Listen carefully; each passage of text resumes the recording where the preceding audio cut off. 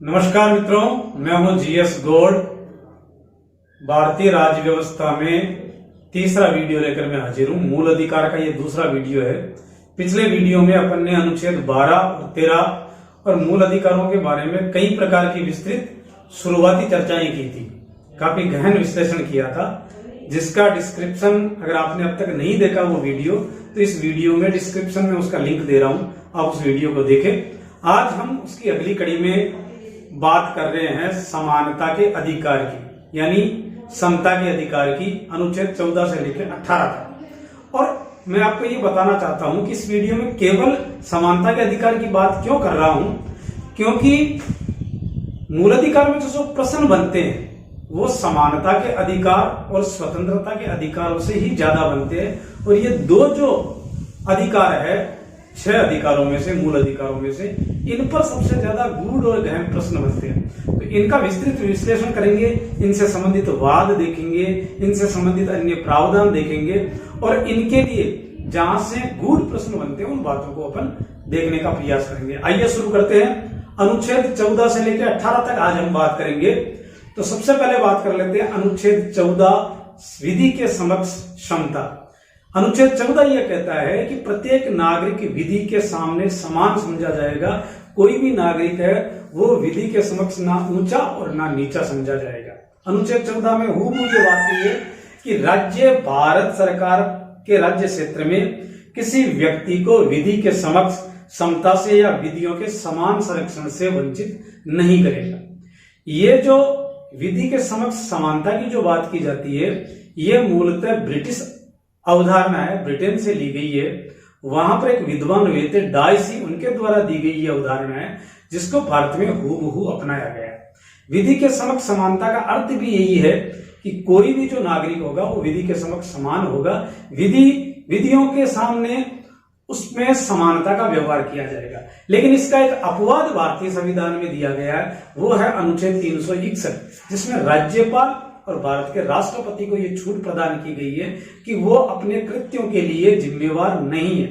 यानी यहां पर दो बातें की जाती है कि जब राज्यपाल या राष्ट्रपति अपने पद पर हो तो उनके विरुद्ध कोई दंडिक कार्रवाई या दंड से संबंधित कोई कार्रवाई शुरू नहीं की जा सकती, यानी उन्हें किसी कृत्य के लिए दंड नहीं दिया जा सकता। यद्यपि राष्ट्रपति और राज्यपाल के लिए सिविल कार्रवाई उनके कार्यकाल के दौरान शुरू की जा सकती है, लेकिन दंडात्मक कार्रवाई उनकी शुरू नहीं की जा सकती। यहां एक उदाहरण दूं मैं आपको कि जैसे मान लीजिए राज्यपाल की गाड़ी से या राष्ट्रपति की गाड़ी से किसी व्यक्ति को कोई चोट लग जाती है या उसकी मृत्यु हो जाती है, तो केस राष्ट्रपति या राज्यपाल पर कतई नहीं चलता है, बल्कि राज्य सरकार के विरुद्ध में वो केस दायर किया जाता है और उसके जितने भी जो जिम्मेदार अधिकारी है वो उसका जवाब देने न्यायालय में प्रस्तुत होते हैं। राज्यपाल या राष्ट्रपति प्रस्तुत व्यक्तिगत रूप से कभी नहीं होते, यानी उनके विरुद्ध में उस कार्य के लिए दंडात्मक कार्रवाई नहीं की जा सकती। दूसरी जो चीज इसमें शामिल है वो है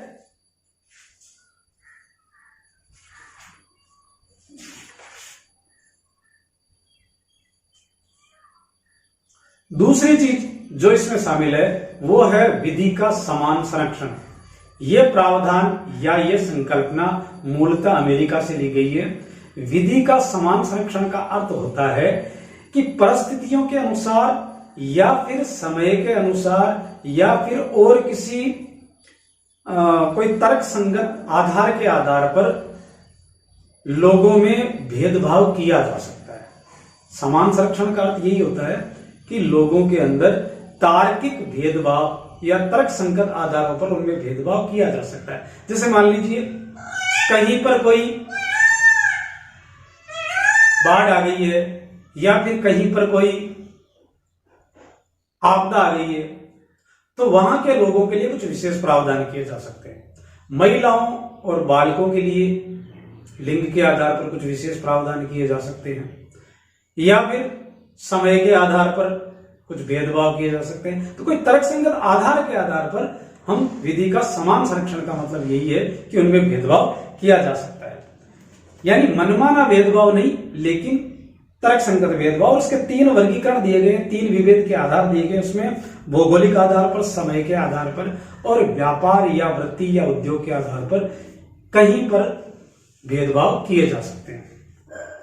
इसके अलावा मैं आपको एक बात बता दूं कि विधि के समक्ष समानता के दो वाद की अपन बात कर लेते हैं, जिसमें पहला वाद है विधि के समक्ष समता और विधि का समान संरक्षण।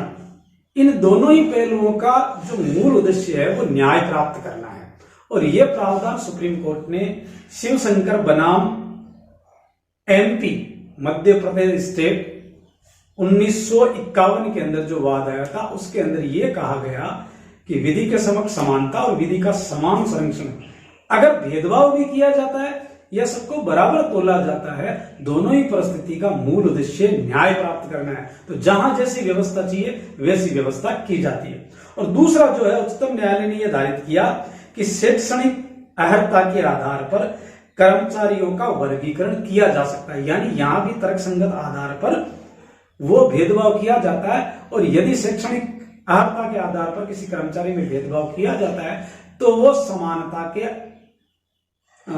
अनुच्छेद का या समानता के मूल अधिकार का उल्लंघन नहीं होगा।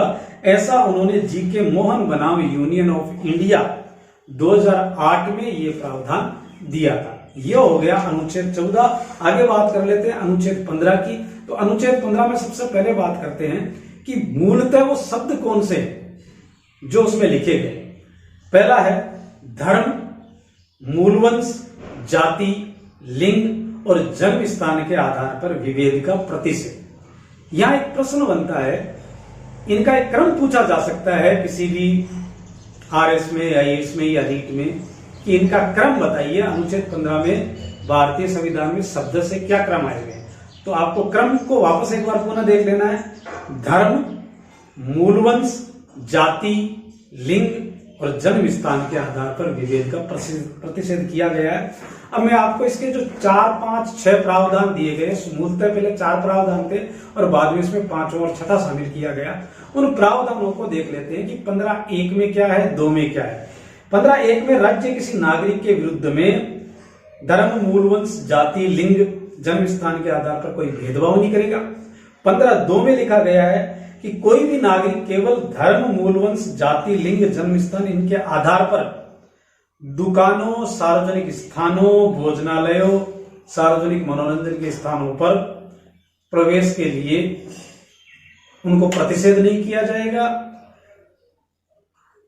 अगर राज्य सरकार का कोई भाग है, उससे कोई पोषित है, कोई संस्था या कोई कुआं, तालाब या कोई सड़क, सार्वजनिक स्थान जहां पर राज्य सरकार द्वारा पोषित है, तो वहां पर किसी भी नागरिक को इन आधारों पर, जो जन्म स्थान है, मूलवंश है, धर्म है, लिंग है, इन स्थान पर किसी को मना नहीं किया जा सकता। 15(3) के अंदर यह व्यवस्था की गई है कि राज्य इतना होते हुए भी बालकों और महिलाओं के लिए विशेष व्यवस्था कर सकता है। जैसे मान लीजिए किसी मंदिर में प्रवेश करना है तो उनके लिए अलग से लाइन बनाई जा सकती है, कुओं पर उनके लिए अलग से व्यवस्था की जाती है, सड़क पे उनके लिए अलग से व्यवस्था की जा सकती है। तो यानी महिलाओं और बालकों के लिए विशेष प्रावधान 15(3) के आधार पर किए जा सकते हैं। और 15(4) में यह लिखा गया है कि जो खंड 2 है, यानी कहीं पर प्रवेश निषेध नहीं होगा, कहीं पर विशेष व्यवस्था नहीं होगी, उसके बावजूद भी सामाजिक रूप से जो पिछड़े व्यक्ति है, जो शैक्षणिक रूप से जो पिछड़े व्यक्ति है, उनकी उन्नति के लिए और SC और ST के जो व्यक्ति है उनके लिए विशेष प्रबंध किए जा सकते हैं। ये 15(4) में लिखा गया। अनुच्छेद 15(5) में आप देखेंगे तो यानी जो पिछड़े हुए नागरिक है, जो शैक्षणिक दृष्टि से पिछड़े हुए हैं या सामाजिक दृष्टि से जो पिछड़े हुए हैं, या जो SC ST के जो लोग हैं, उनके लिए जो विशेष व्यवस्थाएं की गई है, यानी शिक्षण संस्थाओं में जो विशेष व्यवस्थाएं की जा सकती है, लेकिन उसमें अल्पसंख्यक संस्थाएं शामिल नहीं होगी, यानी उनको अलग रखा जाता है। उनके अलावा जितनी भी शैक्षणिक संस्थाएं हैं उनमें SC ST के लिए सामाजिक और शैक्षणिक रूप से पिछड़े व्यक्तियों के लिए विशेष प्रावधान किए जा सकते हैं। जैसे कि RTE 2009 लाया गया, वो इसी 15(5) का आधार पे लाया गया। यदि उस प्रश्न में आधार पूछ लिया जाए तो आपको वो आधार लिखना है अनुच्छेद 15(5), यदि RTE का आधार पूछ लिया जाए तो। 15(6) भी जोड़ा गया है, वो इसलिए जोड़ा गया जो आर्थिक आधार पर 2019 में जनवरी में 8 जनवरी को जो लोकसभा में प्रावधान रखा गया था आर्थिक आधार पर, तब संविधान में आर्थिक आधार शामिल नहीं था कि आर्थिक आधार पर भी विशेष उपबंध किए जा सकते हैं। तो 15(6) के अंदर वो प्रावधान जोड़ा गया कि आर्थिक रूप से पिछड़े वर्गों के लिए भी सरकार विशेष प्रावधान कर सकती है यदि वो शैक्षणिक रूप से या सामाजिक रूप से वो पिछड़े हुए हैं। तो एक सीमा बांध दी गई, जैसे क्रीमी लेयर की सीमा 8 लाख बांधी गई, तो 8 लाख की सीमा ही आर्थिक आधार पर आरक्षण देने का प्रावधान 15(6) में किया गया है।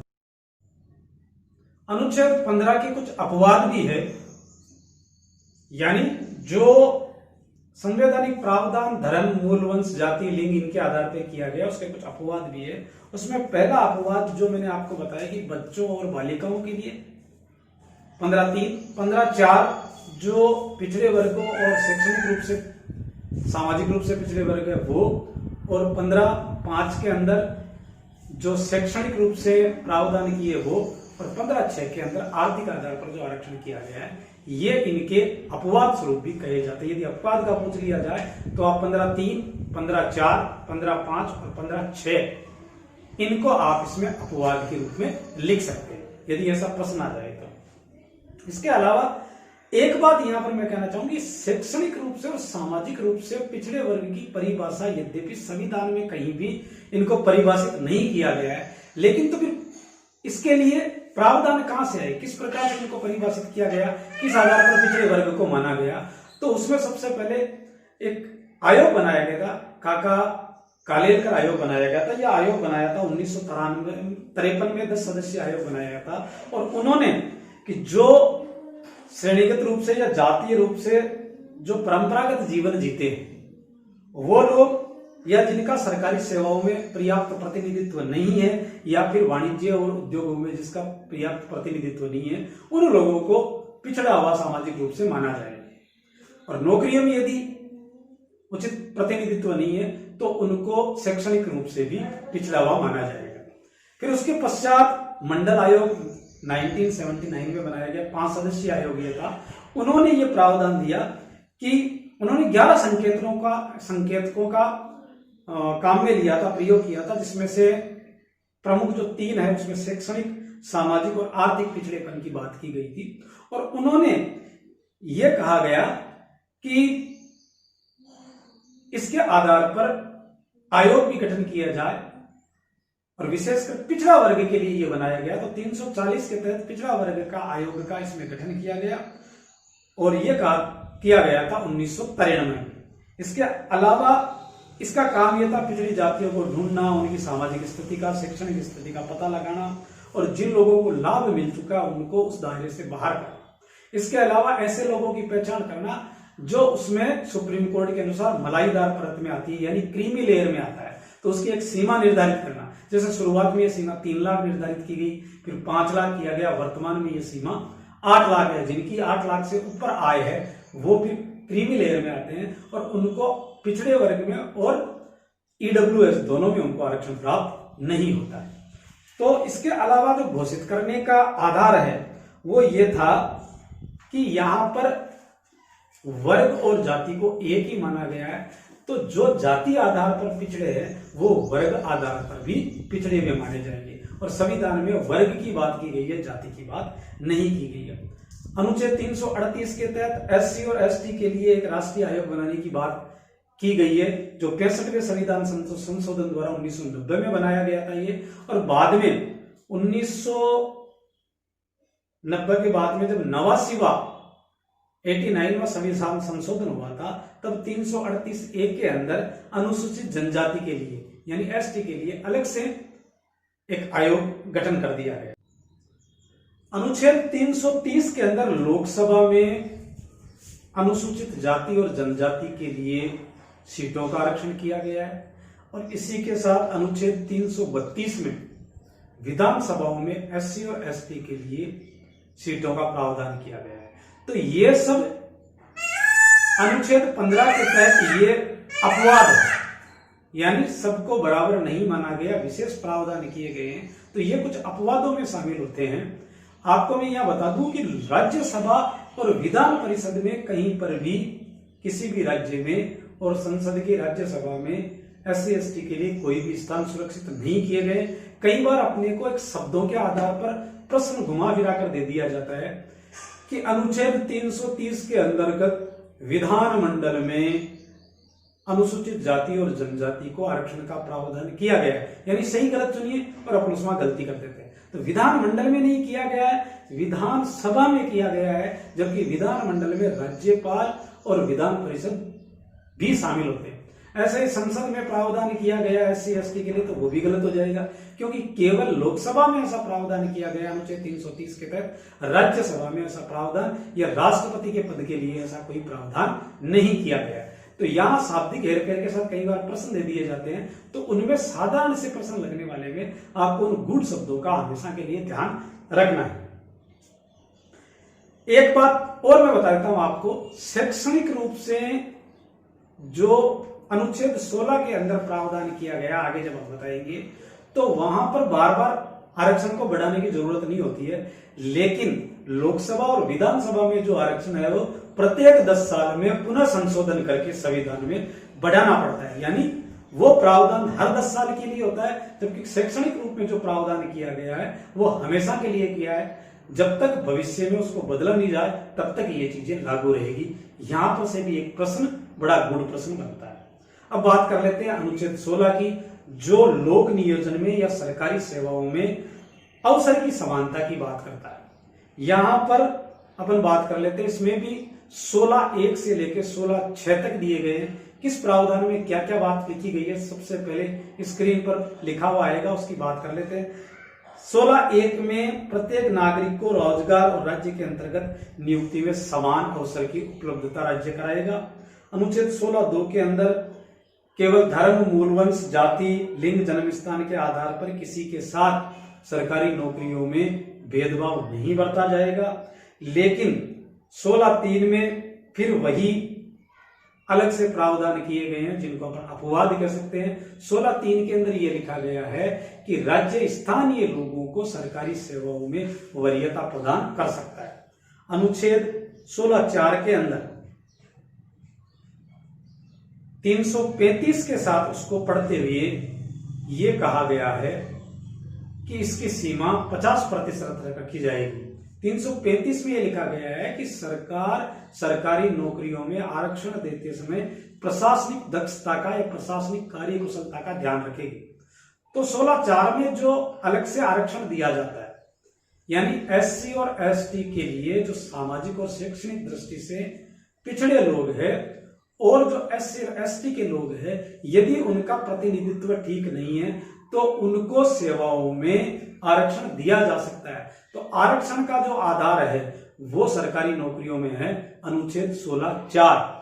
और यहां पर लेकिन ये बात सुप्रीम कोर्ट ने कही है कि इसको 335 के तहत देखते हुए ये व्यवस्था की जाए, यानी 335 में ये लिखा गया है कि प्रशासनिक दक्षता का ध्यान रखा जाएगा, केवल 50% पर ही आरक्षण दिया जाएगा, बाकी 50% योग्य लोगों के लिए समान रूप से खुला रखा जाएगा, ताकि योग्य लोग भी आ सके।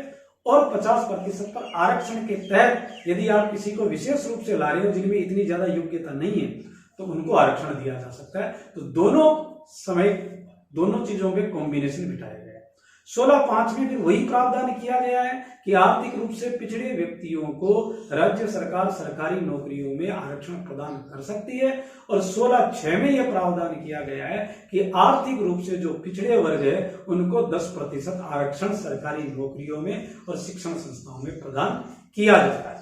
तो इस प्रकार से ये शब्द जोड़े गए और ये 16(6) हो गए। उच्चतम न्यायालय ने इसके साथ में आपको ये बता दूं कि ये जो प्रावधान बनाया गया EWS का, इसको राव सरकार ने यानी नरसिंह राव सरकार ने अनुच्छेद 16(4) के तहत पहले 10% आरक्षण देने का प्रावधान किया था। तो उस समय वो फेल इसलिए हो गया क्योंकि वो 50% सीमा से बाहर निकल रहा था। यद्यपि तमिलनाडु के अंदर यह प्रावधान किया जा चुका है कि वहां पर जो आरक्षण है वो 69% है, उसको 9वीं सूची में शामिल कर लिया गया संविधान संशोधन करके। लेकिन जब नरसिंह राव ने आर्थिक आधार पर आरक्षण देने का प्रावधान किया तो सबसे पहले जो खारिज हुआ उसका कारण यही था क्योंकि संविधान में यह शब्द नहीं था कि आर्थिक आधार पर आरक्षण दिया जा सकता है। जबकि मोदी सरकार ने इस संशय को दूर करने के लिए, इस कमी को दूर करने के लिए सबसे पहला जो कार्य किया वो अनुच्छेद 15(5) और अनुच्छेद 16(5) में यह प्रावधान जोड़ा कि आर्थिक आधार पर ऐसा किया जा सकता है।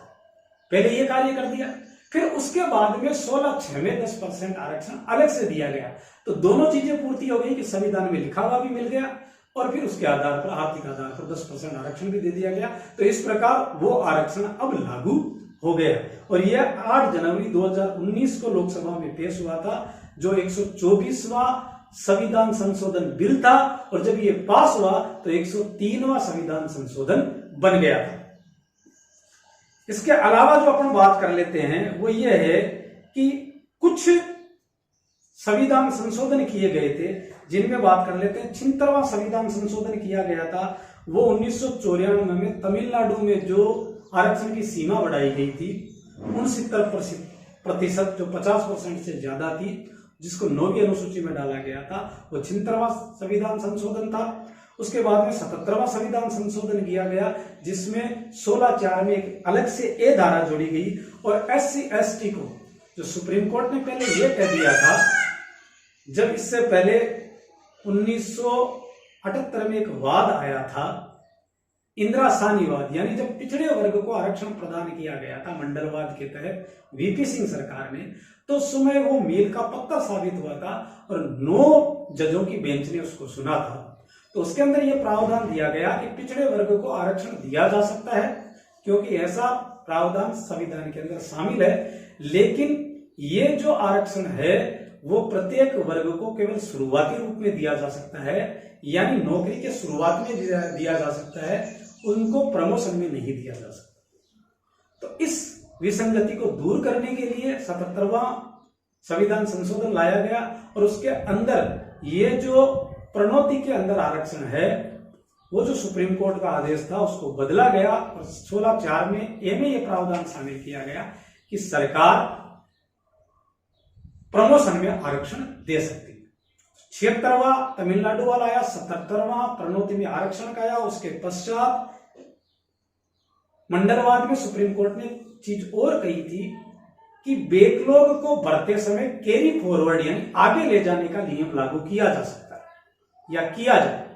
तो उसका अर्थ यह था कि यदि बैकलॉग में अगर योग्य कैंडिडेट नहीं मिले, पूरी सीटें नहीं भरे, तो उसको अगले साल में उन रिक्तियों को ले जाया जा सकता है और उनको अलग से पिछड़े वर्ग से SC/ST से भरा जा सकता है। तो इस चीज को, लेकिन उन्होंने ये कहा था कि यह सीमा भी 50% से ज्यादा नहीं होनी चाहिए थी। मंडलवाद में, इंदिरा सानीवाद में यह कहा गया था। तो उसको बदलने के लिए 50% से ज्यादा सीटों को बढ़ाने के लिए उन्होंने 81वां संविधान संशोधन किया और 16(4) के अंदर एक और धारा B जोड़ी गई और उसमें यह कहा गया कि SC/ST को 50% से बैकलॉग भरने के लिए इससे ज्यादा आरक्षण दिया जा सकता है। उसके बाद में 82वां संविधान संशोधन आया जिसके अंदर यह कहा गया कि यदि SC/ST के कैंडिडेट नहीं मिल रहे हैं जो योग्यता पहले से रखी गई है उस योग्यता के आधार पर, तो उस योग्यता में या न्यूनतम अंकों के आधार पर उनकी कटौती की जा सकती है। जैसे मान लीजिए नीट में जनरल के लिए 55% अंक चाहिए, जबकि OBC SC/ST के लिए 50% चाहिए। बीएड करने के लिए या उम्र के आधार पर जो छूट दी जाती है वो सभी 16(4)B के तहत दी जाती है और ये 82वां संविधान संशोधन द्वारा ये व्यवस्था की गई। अब उसके बाद में 85वां संविधान संशोधन और किया गया था और उसमें जो प्रणोति है यानी जो वरिष्ठता है प्रमोशन के अंदर, उसके वरिष्ठता के सिद्धांत को हटाया गया। यदि SC/ST और OBC के वर्ग की वरिष्ठता जनरल से नीचे है तब भी उनको प्रमोशन दिया जा सकता है। इन सारे वादों को फिर सुप्रीम कोर्ट में चुनौती दी गई 2006 के अंदर नागराज वाद के अंदर। नागराज बनाम यूनियन ऑफ इंडिया, इसके अंदर दिया गया था, जिसमें 2007 में सुप्रीम कोर्ट ने निर्णय दिया और जिसके अंदर 77वें, 81वें, 82वें और 85वें संविधान संशोधन को चुनौती दी गई थी, जिसमें सुप्रीम कोर्ट ने यह कहा कि ये सारे संशोधन वैध है, परंतु इनको आरक्षण प्रदान करने से पहले या प्रोन्नति देने से पहले आप ये साबित करेंगे कि इनका पर्याप्त प्रतिनिधित्व नहीं है। वो आंकड़े दिखाए जाएंगे, वो आंकड़े प्रस्तुत करने होंगे, उसके आधार पर इनको दिया जा सकता है, अन्यथा इनको नहीं दिया जा सकता। तो यह हो गया 16 अनुच्छेद 16 समानता के अधिकार। फिर आता है अनुच्छेद 17 जिसमें अस्पृश्यता का अंत किया गया है शाब्दिक रूप से, और किसी भी रूप से ये जो अस्पृश्यता है उसका जैसा आचरण करना वो पूर्ण रूप से प्रतिबंधित किया जाता है। ये अनुच्छेद 17 में लिखा गया है। और उसमें यह लिखा गया है कि अनुच्छेद 17 के तहत संसद भविष्य के अंदर अस्पृश्यता अपराध अधिनियम पारित करेगी, और ऐसा अपराध अधिनियम 1955 में पारित किया गया। बाद में 1976 में उसमें संशोधन किया गया और इसका नाम बदलकर सिविल अधिकार संरक्षण अधिनियम बना दिया गया। आपको मैं ये बता दूं कि अनुच्छेद 17 वो एक निरपेक्ष अधिकार है, इस पर किसी भी प्रकार की रोक नहीं है, यानी इसके विरुद्ध में किसी भी प्रकार का प्रतिबंध नहीं लगाया जा सकता। जैसे कि आगे जब स्वतंत्रता की बात करेंगे या जब समानता की अपन बात कर रहे हैं, अनुच्छेद 14, 15, 16 की बात करें, तो उसमें जैसे महिलाओं और बच्चों के आधार पर प्रतिबंध लगाया जा सकता है, यानी विशेष छूट दी जा सकती है। लेकिन अनुच्छेद 17 एक ऐसा अनुच्छेद है जिस पर किसी भी प्रकार का प्रतिबंध किसी भी परिस्थिति में शामिल नहीं है। ऐसा ही एक आगे अनुच्छेद 23 की अपन बात करेंगे जिसके, और अनुच्छेद 24 की भी बात करेंगे, जिसके अंदर जो बच्चों के लिए जोखिम में नहीं लगाया जा सकता या बलात् किसी को भी बेगारी करने नहीं करवाई जा सकती, उनको रोका जा सकता है। तो ये दो जो है ये निरपेक्ष अधिकार माने जाते हैं, जैसे कि पिछले वीडियो में मैंने बताया था, जिसका डिस्क्रिप्शन में लिंक दिया गया है। अगर आपने नहीं देखा है तो उनको जरूर देखें, क्योंकि विशेषताओं में ये सारी बातें क्लियर की गई है। और अनुच्छेद 17 राज्य और व्यक्ति दोनों के विरुद्ध में प्राप्त किए जा सकते हैं, यानी ना तो राज्य अस्पृश्यता कर सकता है और ना ही व्यक्ति किसी व्यक्ति के साथ में अस्पृश्यता का आचरण कर सकता है। अनुच्छेद 18 जो इसका अंतिम प्रावधान है, उसके अंदर अनुच्छेद 18 के अंदर जो संवैधानिक प्रावधान किए गए हैं कि राज्य किसी भी प्रकार की उपाधियां व्यक्ति को प्रदान नहीं करेगा, यानी उपाधियों से लेने से प्रत्येक व्यक्ति को प्रतिबंधित किया गया। परंतु इसमें एक चीज जोड़ी गई है कि अकादमिक और सैनिक उपाधियां प्राप्त की जा सकती है। अकेडमिक शिक्षा से संबंधित जितनी भी उपाधियां और सेना से संबंधित जो परमवीर चक्र है या फिर खेलों से संबंधित है अर्जुन अवार्ड वगैरह, ये चीजें दी जा सकती हैं। कोई भी भारतीय नागरिक है वो किसी भी दूसरे देश से किसी भी प्रकार की उपाधि ग्रहण नहीं कर सकता, लेकिन यदि दूसरा देश कोई उपाधि प्रदान करता है तो उसमें राष्ट्रपति की अनुमति जरूरी होगी। दूसरा जो है वो है यदि कोई लाभ के पद पर है, साधारण नागरिक किसी दूसरे देश से कोई उपाधि नहीं ले सकता है, ग्रहण नहीं कर सकता है, लेकिन यदि कोई पद के आधार पर है तो यदि वो दूसरे देश से कोई ग्रहण करता है तो वह राष्ट्रपति की अनुमति जरूरी होगी। और भारत में भी यदि कोई सार्वजनिक पद पर या लाभ के पद पर है, वो भारत सरकार से भी कोई उपाधि ग्रहण करता है, तब भी उसे राष्ट्रपति की अनुमति लेना जरूरी है। साधारणतया उपाधियों पर रोक लगाई गई। अब एक 1954 में कांग्रेस सरकार ने पद्म विभूषण, पद्म भूषण और पद्मश्री और भारत रत्न अवार्ड शुरू किए थे, जिनको इस प्रावधान के विरुद्ध मानते हुए 1977 में जनता सरकार ने उनको समाप्त कर दिया था। लेकिन इंदिरा सरकार ने 1980 में उन्हें वापस शुरू कर दिया। तो ये वाद भी कोर्ट में चला गया कि भाई जब ये उपाधियों से मना किया गया तो इनको फिर वापस शुरू क्यों किया गया। तो बालाजी राघवन विवाद जो 2000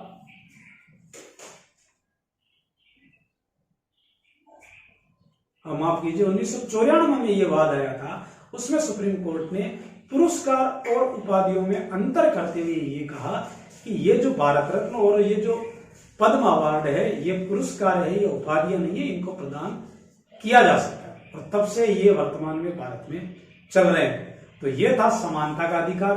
कैसा लगा समानता का अधिकार, कमेंट बॉक्स में कमेंट जरूर करें। उसके आगे हम स्वतंत्रता के अधिकार का एक वीडियो लेके आएंगे और उसके पश्चात बाकी के जितने भी मूल अधिकार है उनको एक साथ पढ़ेंगे। तब तक के लिए धन्यवाद। आपका दिन शुभ हो।